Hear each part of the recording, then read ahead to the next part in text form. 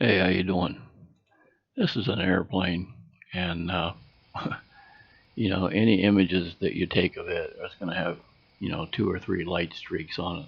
So I photograph those things anyway, just to, because you never know when you turn the camera on exactly what you're getting. Like this object here, don't know if it's a satellite or a plane at a distance because of the strobe, small image on the screen.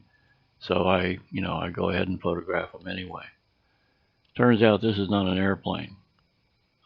Anytime, something like this is flying along and there's a single light source, you're going to get just a single, streak of light or something. And airplane's not going to give you that. They've got lights all over them for a reason, so you'll get two or three lights at one time when you look at it. But this thing here is just pulsing right along.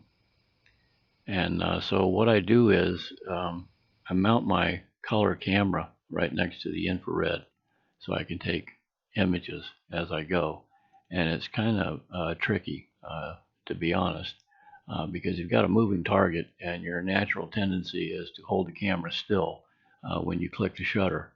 And that doesn't work when you've got a moving object. So you have to click the shutter and keep moving the camera at the same time.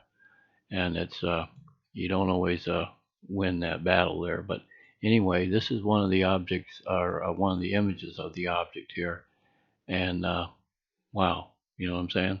I don't think these are chromatic aberrations here, these two different colors here.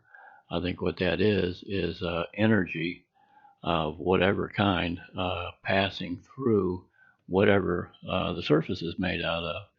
And, different chemicals will give you different colors. And one thing you should note here, or I want to note, is that none of these images have been color enhanced in any kind of way. These are the colors that appeared naturally in the images. So you can see this is not an airplane or a satellite. This is something else entirely different. I think these are vortex generators here. These little guys right there in various places. And I think this thing is spinning. I think the reason for the pulse is that this thing is enlarging and contracting as it goes. And when it does, it produces these different colors through the surface of whatever it's made out of. Um, wow, incredible object, actually, whatever it is. And like I said, the surface of this thing, if you could go up and touch it or hold it or something, probably would feel like an octopus or a jellyfish, in my opinion. What happened here is, old school, trying to hold still when you click the shutter so it doesn't blur. But when you got a moving object, that kind of works in reverse. So this one I kind of held too still, and the object, of course, kept moving. But the interesting thing about this, I like to call these still videos.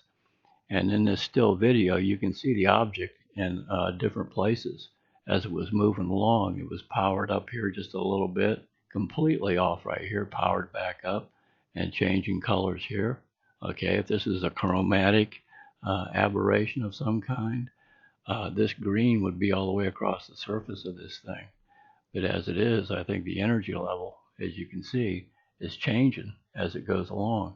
And given the pulses and the variances in the light intensity, whatever it is. But this one here is the last image I took of it, and I got lucky as far as I'm concerned, because this is what amounts to a still image of a moving object. And I believe here you can see the different material on the top surface. That happens to be on the top at the moment anyway. Here is the inlet for the vortex generator, I call it, which probably isn't, but you can clearly see those well defined there. And you can see the orb on the bottom is made out of a different material, or at least it's a different color at the moment. I mean, it looks like algae or something growing on something, doesn't it? And you see this ring around here and this one here. Those could be opposing magnetic fields, because there's got to be something on the inside of this thing that is causing it to have, anti-gravitic effect. It's given it navigation and propulsion. So whatever it is, I don't know, but it just hums right along, and there's a picture of it. So that's kind of what I'm trying to do, is just give you, some actual honest images of what people just call lights in the sky. You know what I'm saying? There's more to it than just that. So anyway, thanks for subscribing to the channel if you do. Thanks for sure for watching if you made it all the way through. I know most of you don't. That's okay. But no matter what you're doing out there, you be sure and take care. And hopefully you'll share this video or tell somebody else about this channel maybe. So anyway, thanks again. Talk to you later, hopefully.